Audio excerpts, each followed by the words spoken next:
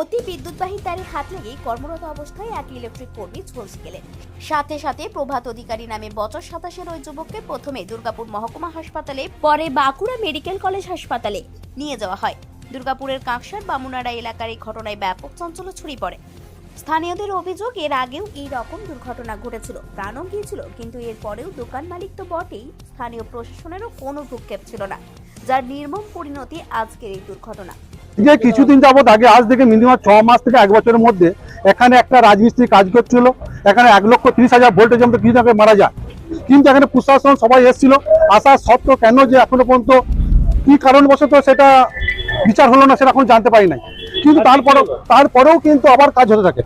আবার হঠাৎ দেখে আজকে আবার একটি লোক মারা গেছে বলে মনে হচ্ছে। এই মাত্র জানলাম 11,000 ভোল্টেজে কাজ করা ছিল মালিক, এখানে তাদের লাইনে কাজ করা ছিল, আবার সেম ঘটনা সেই লাইনে তারে লেগে যায়, লেগে একটা লোকের মৃত্যু হয়।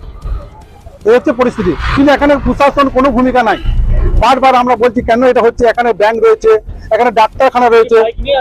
হ্যাঁ না ভাই, এখানে কাজ করছিল, আরম্ভ কাজ করছে, করতে করতে লাইনে পুজো হয়ে যায়, এই শর্ট তার ছিঁড়ে যায়, ছিঁড়ে মানে শর্ট লেগার শর্ট তারটা ছিঁড়ে যায়, সঙ্গে সঙ্গে ঘটনাটা হয়েছিল যে ট্রান্সফরমারের তারে হাত লেগে, মনে হয় হাত লেগেই পুরো ছিটকে পড়ে গেছে, বডি পুরো পুড়িয়ে দিয়েছে, কিছুই নেই। আর হয়তো কিছুক্ষণ মধ্যে মারাও যেতে পারে। হ্যাঁ, আশা করছি, ওটা ঠিক জানি না কোথায় থাকে। না না, ইলেকট্রিশিয়ানের কাজ করছিল। হ্যাঁ, ইলেকট্রিকের উপরে কাজ করছিল, ছাদে অ্যাক্সিস ব্যাংকের ছাদে কাজ করছিল, এবং উপরে ও মাথার উপরেই ছিল 11,000 ভোল্ট। কোনো কারণে হয়তো হাত ফাত লেগে গেছে, কিন্তু আমার কথা হচ্ছে 11,000 ভোল্ট ও মাথার উপর দিয়ে কাজ করছে, ও কি করে পারমিশন পাচ্ছে যে এই উপরে কাজ করারটা? এর আগেও হয়েছে, এর আগে অনেকবার হয়েছে, তপন সিটির ফ্ল্যাটেও হয়েছে।